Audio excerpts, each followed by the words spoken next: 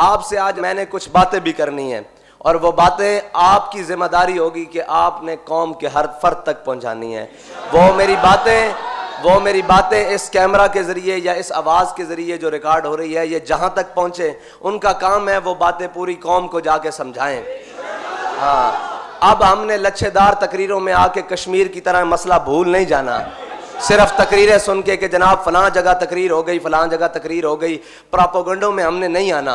हमने आंखें खोल के रखनी है, जिस तरह हमारे कायद हमारे दिलों को हुजूर की मोहब्बत के लिए खोल के गए ना, कि कोई भी मोहब्बत की बात करेगा क़यामत तक इस मिंबर पर खड़े होकर या किसी भी मिंबर खड़े होकर, तो सबसे पहले लब्बैक वालों के हाथ बुलंद होंगे कि ताजदार खत्म नबुव्वत। हमने तो ये देखना ही नहीं कि ये चेहरा और ये बुत कौन खड़ा है, हमने देखना है कि बात किन की कर रहे हैं। बात मालिकों की हो रही है या नहीं हो रही? जो हो रही है तो हमने ऐसे दोनों हाथ बुलंद कर लेने हैं, और अगर नहीं हो रही तो हमने उसको एक सबक सुनाना है कि उन्हें जाना, उन्हें माना, ना रखा गैर से काम। हम तुझे गैर समझते हैं इसलिए कि तू मेरे आका मौला की बात ही नहीं कर रहा, और जो कोई बात करेगा हम उसके पीछे हाथ बांध के खड़े हो जाएंगे। जो अमलन भी करके दिखाएगा कि मैं हुजूर की नामूस के लिए ये अमल कर रहा हूं, ये मैं अमलन ये चीज कर रहा हूं, सिर्फ बातों से नहीं बात बनेगी। बातों से उस्ताद साहब फरमाए थे हुण गल्लां नाल काम बड़ा अगे वध गया, हुण करके विखाना पेगा। फरमाते सन एक गल्लां असीं काफी देर दे सुनदे आ रहे हैं, साडे कायद ने सानू हर गल करके विखाई तां असां उन्हां नूं मन्निया ना।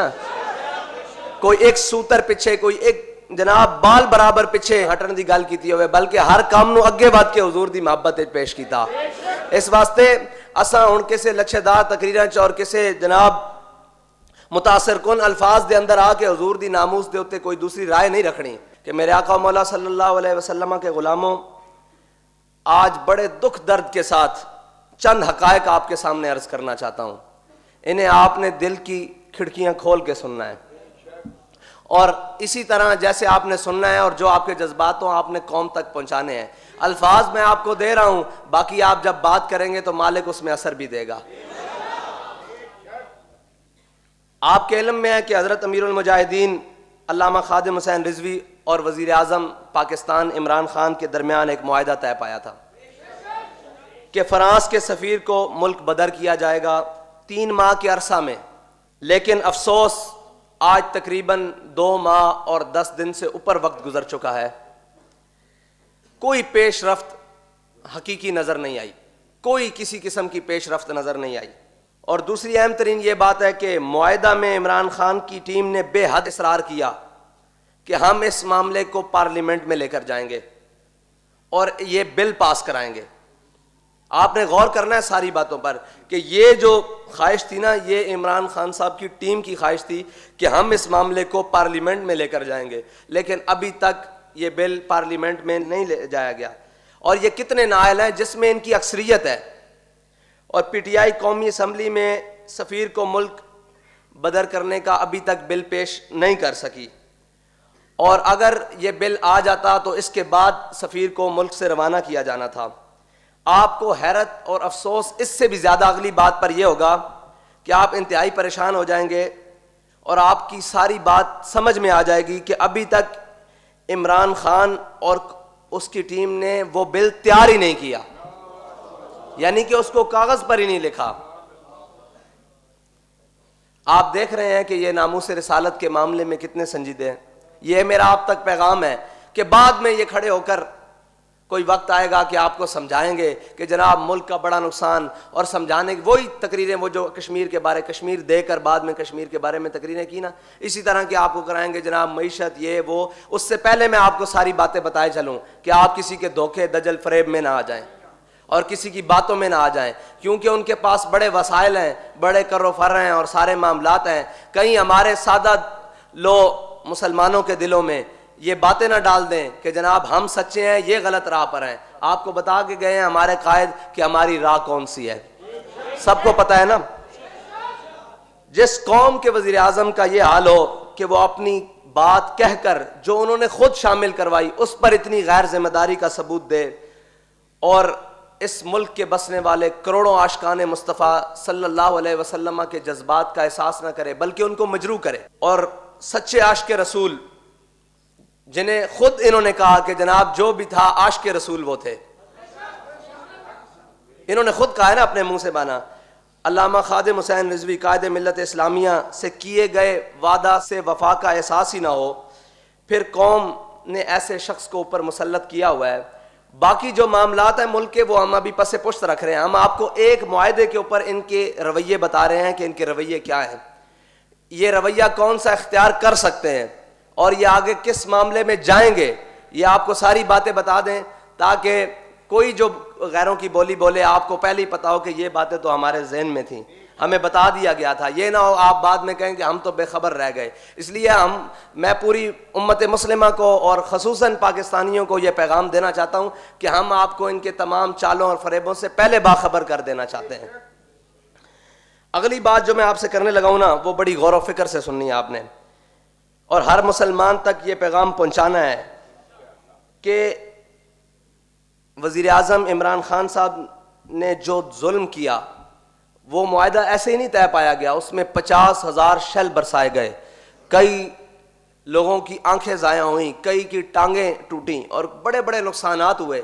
ये मुआहदा कोई आसानी से तय नहीं पाया गया था, ये बल्कि पूरे ज़ोर से आशिकाने मुस्तफ़ा ने अपने इश्क के ज़ोर पर यह मुआहदा करवाया था, कोई उनकी ख्वाहिश पर नहीं था। लेकिन जो चीज़ें उन्होंने अपनी ख्वाहिश पर शामिल की उनकी हालात आपके सामने हैं, और अब मीडिया के ज़रिए या कोई और वसाइल इस्तेमाल करके कौम को वर्गलाने की कोशिश की जाएगी। कौम अब इंशाअल्लाह हुजूर के नाम पर धोखा खाने के लिए तैयार नहीं, क्योंकि इनके कायद ने सबक सिखा दिया है कि इस नाम पर धोखा नहीं हम खा सकते, इस नाम पर ना धोखा दिया जा सकता है ना धोखा खाया जा सकता है। ये नामी वो है सल्लल्लाहु अलैहि वसल्लम। बल्कि कौम को ये आप कह लें कि दाएं बाएं रास्ते देने की कोशिश करेंगे, मिसगाइड करने की कोशिश करेंगे, और एक ऐसी तस्वीर सामने पेश की जाएगी कि मुआहदा के नुकसानात बताए जाएंगे कि जी ये मुआहदे पर अमल नहीं हो सकता, अगर ये हम अमल करें तो बैनुल अक़वामी जनाब 22 जो मुल्क हैं वो हमारे साथ ताल्लुकात तोड़ देंगे। यार एक बात सोचने वाली है कि हम किसी का सफ़ीर निकालें, उन मुल्कों को और उन मुल्क की अवाम को या उन मुल्क की रियासतों को इतनी गैरत आ जाए कि वो हमसे ताल्लुकात तोड़ दें, तो उन्होंने तो हमारे आका और मौला सल्लल्लाहु अलैहि वसल्लम की गुस्ताखी की है।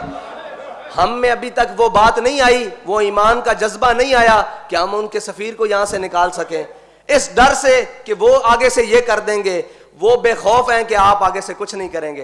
अफसोस कि वो आपके बारे में क्या रवैया रखते हैं कि आपके नबी के बारे में सल्लल्लाहु अलैहि वसल्लम के बारे में बात करें। उन्हें इस हद तक यकीन हो गया है कि ये उम्मत वो फाका कश जो मौत से डरता नहीं, जरा रूह मोहम्मद इसके बदन से निकाल दो। तो हुजूर की उम्मत तो हुजूर से आज भी प्यार करती है। उन्हें आपके बारे में कितनी गलत फहमी है, आपके हुक्मरानों के बारे में कितनी बड़ी एक यकीन हो चुका है कि हम जो भी करेंगे इनको कोई असर नहीं होगा, और आपके हुक्मरान इस बात से डर रहे हैं कि हम एक सफ़ीर को निकाल देंगे तो वो हमारे साथ तिजारती ताल्लुकात मुनक़्क़द कर देंगे। आपने अभी तक कहा था कि फ्रांस की मसनूआत का बाइकाट किया जाएगा, आपने वो भी नहीं किया। आप सिर्फ इज्जत से यहाँ से सफ़ीर को रवाना करेंगे जहाज पे बिठाकर, तो वो आपके साथ ये हाल करेंगे। आपका ईमान कहाँ है, आपका इश्क रसूल कहाँ है? जब आप टेबल पर बैठते हैं हमारे साथ इश्क रसूल के बड़े बड़े दावे करते हैं, सारी बातें करते हैं, कहाँ है वो इश्क रसूल? किसके सामने रोएं ये बात, किसको कहें जाकर कि यार वो तो एक सफ़ीर के निकालने पर, इनसे तिजारती ताल्लुकात मुनक़्क़त करने पर तैयार हैं, और ये कहते हैं हमें नुकसान हो जाएगा, और वो हुजूर की नामूस पर हमला करके इस कायनात की सबसे बड़ी दहशतगर्दी करके इस यकीन से बैठे हैं कि ये ऊपर बैठे हैं, ये सफ़ीर निकालेंगे नहीं, ये हमें कोई मुस्बत और मजबूत जवाब नहीं देंगे। ये कहते हैं आए जी हम आपको बड़ी पिक्चर में ले जाते हैं। बड़ी पिक्चर तो हमारे कायद बता कर गए हैं, उनका इलाज ये था कि उनके साथ जिहाद का ऐलान किया जाए। हमारे कायद ने कहा था हम छोटा मुतालबा कर रहे हैं, बड़ा मुतालबा तो हमारा यह था कि इनके साथ जिहाद का ऐलान करो, लेकिन आप तो छोटी पिक्चर में भी नाकाम हो गए, और बिल्कुल नाकाम हो गए, चारों शानों से चित हो गए। आप सोचें कि हमने जिनको मुसल्लत करके अपने मुल्क के ऊपर रखा हुआ है और उनके बारे में कुफर को कितना यकीन है कि ये हमारे वफादार हैं, अपने आका और मौला के वफादार नहीं है। अगर हम अपने आका और मौला सल्लल्लाहु अलैहि वसल्लम के वफादार होते तो क्या ये सिर्फ तहरीक लब्बैक के कहने पर और उसके एहतजाज करने पर सफ़ीर की बात करते हैं, बल्कि हम तो घरों में बैठे होते, ये पहले ये काम कर चुके होते। हमारा इनसे मुतालबा अगला होता कि यार इनके साथ कोई अमली इक़दामात करो, इनका नातका बंद करो, इनके साथ कोई शहाबुद्दीन मोहम्मद गौरी वाला काम करो, कोई सुल्तान सलाहुद्दीन अयूबी वाला काम करो, कोई अहमद शाह अब्दाली वाला काम करो, कोई जनाब महमूद गजनवी वाला काम करो, लेकिन हम तो उससे नीचे वाले मुतालबे पर भी ये इतने गैर संजीदा कि सोचा भी नहीं जा सकता। मेरे रब ने ये दुनिया बनाई अपने हबीब के नाम पर है, और उनके साथ वफा कर कर तो देखो। आज के बाद आपने ये फैसला करना है कि हम क्या चाहते हैं, कि मरने के बाद हमारा चेहरा भी हजूर अमीरुल मुजाहिदीन रहमतुल्लाह ताला अलैह के तरह चमके। और उनकी पसंद ये थी और उनका मुतालबा ये था और उनकी ख्वाहिश ये थी कि रियासती सतह पर जवाब हो। यही कहते थे ना कि उन्होंने हमारे आका और मौला की रियासती सतह पर गुस्ताखी की है, तो जवाब भी रियासती सतह पर हो। तो आपने इस मुतालबे पर भरपूर खड़े होना है, भरपूर खड़े होना है, किसी कमजोरी को दिखाए बगैर। कि हमारा मुतालबा वही है कि असम्बली में बिल को लाओ और इसको पास करके सफीर को फौरन वापस भेजो। अगर नहीं लाना बिल तो वो भी तुम्हारी मर्जी है, इस सफीर को मुल्क बदर करो। दूसरा मुतालबा यह है कि फ्रांस की मसनूआत का बाइकाट किया जाए। ये हमारे सादे से सीधे सीधे मुतालबे हैं, और आपने अपना ईमान मजबूत रखना है और किसी वरगलाने वाले के बहकावे में नहीं आना, धोखे में नहीं आना। और इस वतन के बुजुर्गों, दोस्तों और भाइयों और माओ बहनों से ये दरख्वास्त है कि आपको ये किसी भी सतह पर, किसी भी चैनल पर, कहीं भी आकर ये इस मुआहदे के नुकसानात बताएं, इनकी बात नहीं सुननी। अगर आपके दिल में कहीं कोई ज़रा सी बात आ भी जाए ना, तो 5 मिनट का कोई क्लिप निकाल कर अमीरुल मुजाहिदीन की बात सुन लेना। और मुझे पूरा यकीन है इस वतन पाकिस्तान में रहने वाले आशिकान रसूल से कि आप वो किसी बहकावे में नहीं आएंगे। और अगर कोई बात इनकी समझ ना आए और ये कोई ऐसी बातें कर दें, तो फिर आपने 5 मिनट का वो क्लिप सुनना है, फिर आपको यकीन हो जाएगा कि सच्चा कौन है और झूठा कौन है। और हमें ना बुलाया जाए मीडिया पर। अगर हमारा मौक़िफ़ सुनना है तो अमीरुल मुजाहिदीन की बातें वो सुन रखें आप, वही हमारा मौक़िफ़ है, कोई तब्दील नहीं है। अगर हमारा मौक़िफ़ सुनना है तो वो जो अमीरुल मुजाहिदीन ने आखिरी तकरीर की है, वो जो फ्रांस के सफ़ीर के बारे में बात की है, आज भी हमारा वही मौक़िफ़ है। हमारा कोई नया मौक़िफ़ नहीं है, बिल्कुल वही मौक़िफ़ है।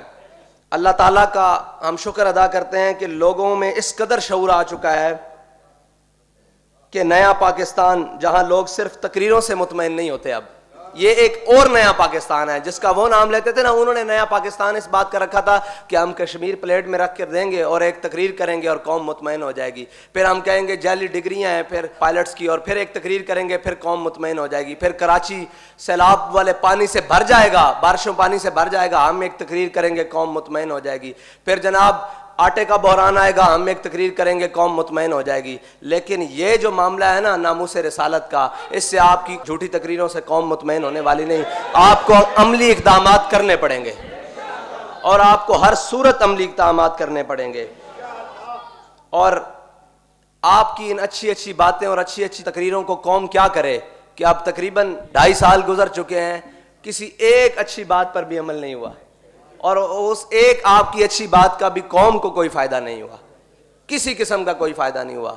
ये अंडे मुर्गियों से चलते चलते अब हवाई जहाज भी बंद करा बैठे हैं।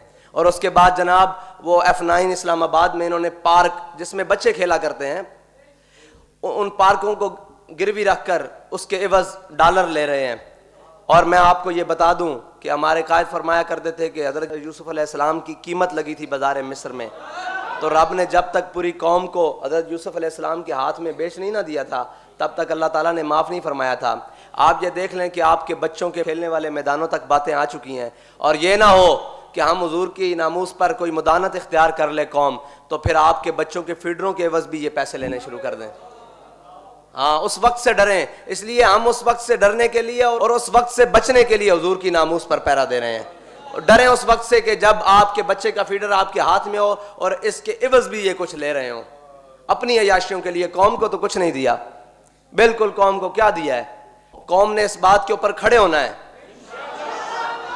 जो बातें आपसे कर रहे हैं या आपने आगे भी मिनवाने इसी तरह पहुंचानी है, और जो आपसे सवाल करे आपने इन्हीं बातों में से उनको जवाब देना है, और अपने आप को बेदार रखना है, किसी के बहकावे में नहीं आना। और बस जो अल्लाह ताला ने अमीरुल मुजाहिदीन के जनाजे पर जो नूर की बरसात की, हम उसी के साथ खड़े हैं। और अपनी आखिरत संवारने के लिए वज़ीर आज़म ने अमीरुल मुजाहिदीन के साथ जो वादा किया है उसको पूरा करने के लिए हम हर मुमकिन कोशिश हद तक जाएंगे इंशाअल्लाह। उसके लिए जो भी हमें करना पड़ा, जो कुर्बानी देनी पड़ेगी, जो कुछ भी करना पड़ा, इंशाअल्लाह उस हद तक जाएंगे। और हुजूर सल्लल्लाहु अलैहि वसल्लम, आखिरी बात इनके लिए कि आप हुजूर सय्यद आलम सल्लल्लाहु अलैहि वसल्लम से वफा करके तो देखें। आज तक की नहीं आपने सारी दुनिया की सारी चीज़ें मानी। कोई आपको रिसर्चर आ गया, कोई आपको जनाब डॉक्टर आ गया, कोई आपको यूट्यूबर ने आके कोई बातें की और आपने वो मान ली। हमारी भी एक बात माने, अपने आका से वफा करके तो देखें, आपकी ये सीटें भी पक्की हो जाएंगी। अगर आपने अपने आका मौला सल्लल्लाहु अलैहि वसल्लम से वफा की और अगर आप दूसरे रास्ते की तरफ गए तो फिर यह याद रखिएगा कि अल्लाह ताला ज्यादा देर जालिमों को ढील नहीं देता।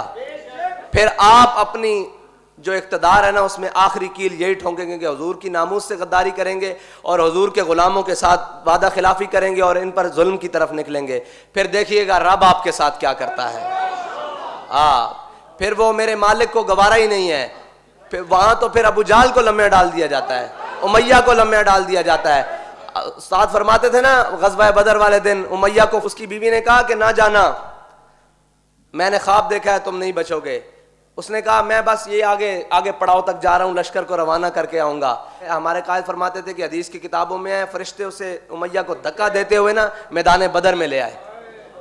जब मैदान बदर में उसने गुड़ बनते देखा ना तो फिर वो भागा।